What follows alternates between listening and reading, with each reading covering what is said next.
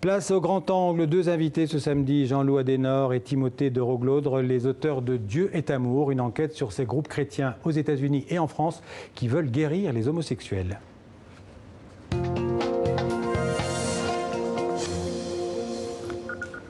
Bonjour à tous les deux, bonjour Jean-Loup Adenor. Bonjour. Et bonjour Timothée de Roglaudre. Bonjour. Alors vous êtes tous les deux journalistes et documentaristes, on va en reparler dans un instant. Vous venez publier ensemble du Dieu est amour, une enquête parmi ceux qui considèrent les homosexuels comme des malades qu'il faut guérir. C'est un livre publié aux éditions Flammarion.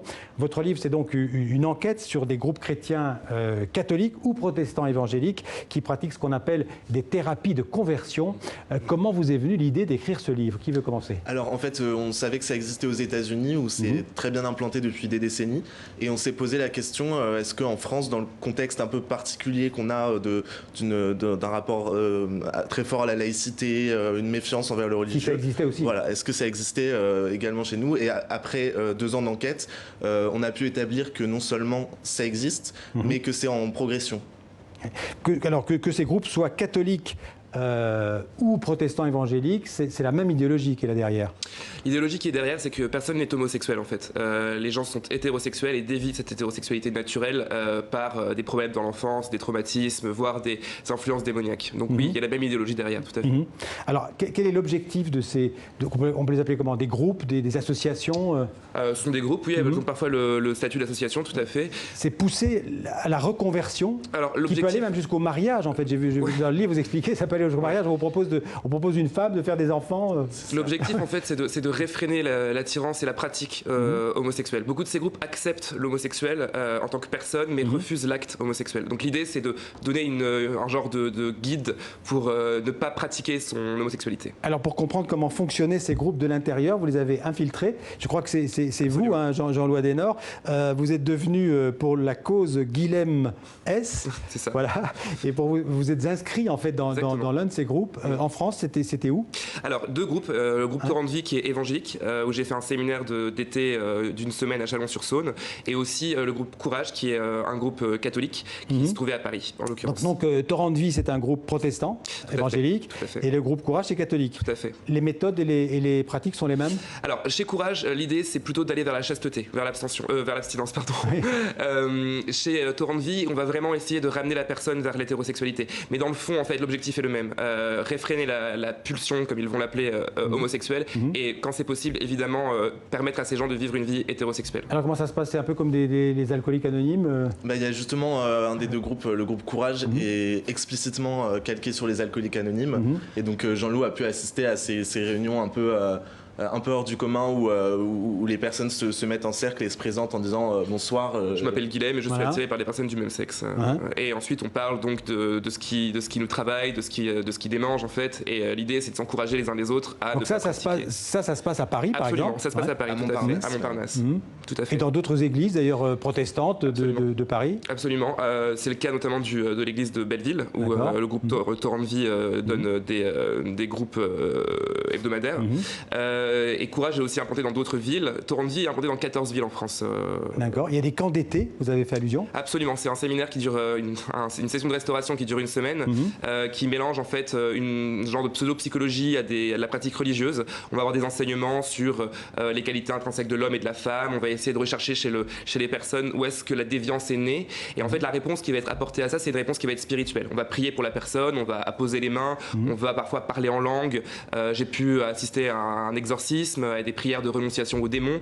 Donc voilà, il y a un mélange entre psychologie et religion. Oui, vous dites que parfois ça se transforme en séance ésotérique, presque en messe noire. Absolument. Ce qui est très saisissant en fait, c'est la façon dont ils ramènent le psychologique vers le religieux. C'est-à-dire qu'on va d'abord demander à la personne de parler d'elle, de son passé, avec des histoires qui sont parfois très fortes, avec des abus, de la maltraitance. Et en fait, la réponse qui est apportée à ça, c'est une réponse spirituelle. On va prier pour la personne, on va essayer de la débarrasser de ses démons.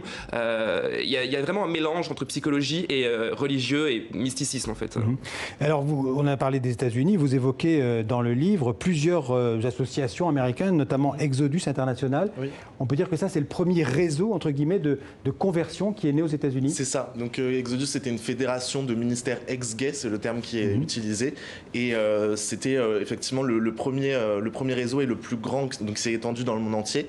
Ce qui est très intéressant, c'est qu'en 2013 son dernier président a autodissous Exodus en disant je présente mes excuses aux personnes LGBT qui ont souffert de ces pratiques, et surtout ça, pour 99% des personnes que j'ai rencontrées, ça ne marche pas.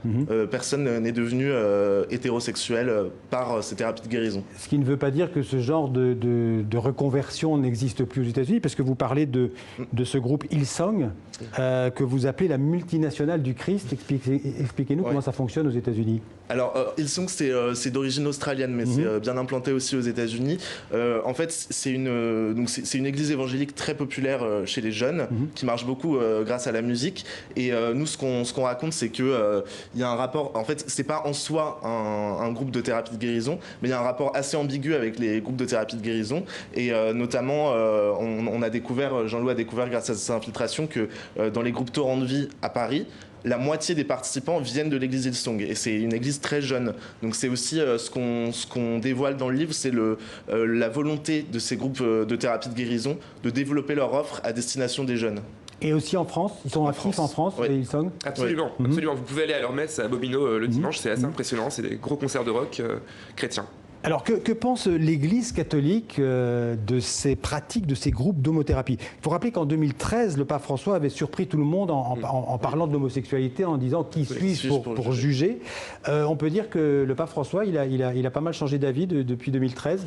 C'est compliqué. C'est plus ambigu en tout cas. C'est compliqué de décrypter le discours du pape François sur l'homosexualité. Il y avait notamment eu cette déclaration sur la prière et la psychiatrie. Oui, vous en parlez. On en parle, mais c'est toujours très difficile de l'interpréter. En revanche, ce qu'on peut dire... Il conseille en fait à un parent qui viendrait lui dire mon fils ou ma fille est homosexuel, priez pour lui et puis aller voir un psychiatre. Oui, mais ça ne veut pas nécessairement dire qu'il est pro-thérapie de guérison, c'est un petit peu plus compliqué que ça, mais en tout cas, nous, ce qu'on révèle, c'est que la conférence des évêques américaine soutient Courage International, qui est la branche, la maison mère américaine de Courage. En revanche, en France, la conférence des évêques française, le sommet de la hiérarchie catholique, ne soutient pas, mais ne condamne pas non plus Courage. Parce qu'il y a une espèce L'Église de France ne soutient pas officiellement ces associations. Pas officiellement. En fait, Courage s'est implanté dans 3 diocèses, Toulon, Lyon et Paris. Et le diocèse de Bayonne soutient également ce groupe. Mais ce qui s'est passé, c'est que la Manif pour tous a un petit peu scindé l'Église en 2 mouvements, avec d'un côté entre un tiers et la moitié des diocèses qui ont mis en place des parcours pour accueillir les personnes homosexuelles sans leur imposer la voie de l'abstinence.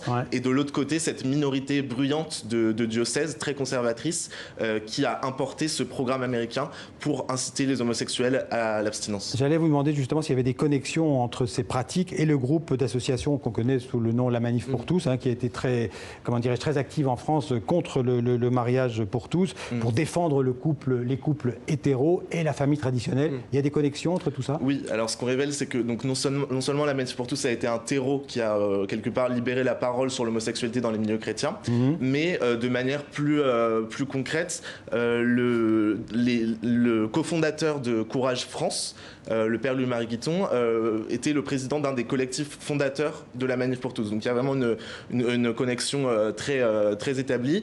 Il y a aussi des connexions via Homovox, qui était en quelque sorte le mouvement d'homosexuels anti-mariage pour tous de la Manif pour tous. Donc oui, il y a une connexion, il y a une espèce de continuité entre les deux, même s'il n'y a pas non plus de soutien officiel de la part de la Manif pour tous. Ce qu'il faut dire aussi, c'est que la Manif pour tous a permis de faire sortir la question de l'homosexualité dans les milieux chrétiens, en fait. Ça a amené la question sur le tapis, et ça a poussé les gens à prendre position. Donc évidemment, il y a cette minorité brillante conservatrice qui a décidé de s'orienter vers des groupes comme Courage. Et de l'autre côté, il y a évidemment ce que Timothée rappelait sur la volonté de beaucoup de diocèses d'accueillir les chrétiens homosexuels sans les juger sur leurs pratiques ni sur ce qu'ils sont. Ce qui veut dire que l'Église de France n'est pas univoque sur ces questions. Non, absolument pas. C'est plutôt une question qui divise. En revanche, chez les évangéliques, le soutien est beaucoup plus clair et assumé.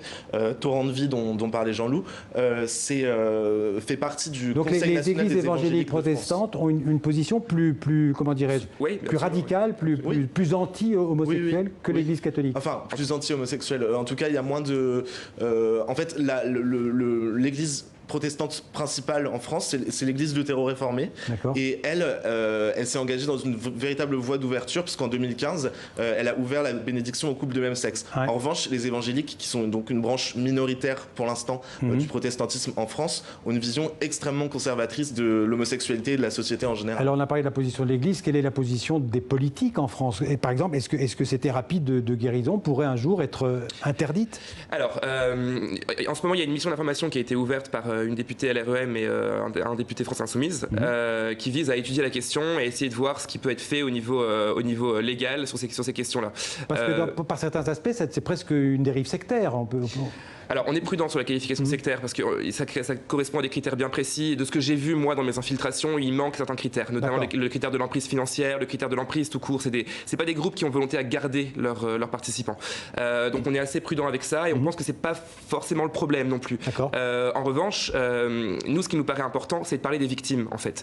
Au-delà de la dissolution des groupes, ce qui est important, c'est de permettre aux gens qui considèrent avoir souffert de leur passage par ces groupes la possibilité d'intenter une action en justice contre les responsables de ces groupes-là. Et votre livre peut peut-être servir à ça d'ailleurs. C'est ce qu'on espère. À libérer la parole d'une certaine manière. On l'espère, oui. Pourquoi ce titre, ce sera ma dernière question, un titre un peu ironique, Dieu est amour? D'où il vient ce titre? Alors, en fait, c'est parti justement de ce temple de Belleville où Jean-Loup s'était infiltré chez Torrent de Vie, où il y avait cette grande inscription en lettres dorées, Dieu est amour. Et nous, on a trouvé ça assez frappant. Il y a un petit côté ironique parce que d'un côté, ces groupes n'arrêtent pas de brandir l'amour de Dieu comme solution pour guérir. Mais cet amour aussi, l'amour de Dieu, c'est ce qui permet de guérir. C'est ce qui permet de guérir, mais en revanche, cet amour est toujours conditionné à une chose, c'est ne pas vouloir rester dans l'homosexualité, ne pas vouloir être épanoui en étant homosexuel. Merci à tous les deux. Je rappelle que vous êtes aussi documentariste puisque ce livre aura un prolongement en télévision, un documentaire donc, qui s'appelle Homothérapie, conversion forcée. Ce sera sur Arte le 26 novembre. Merci beaucoup.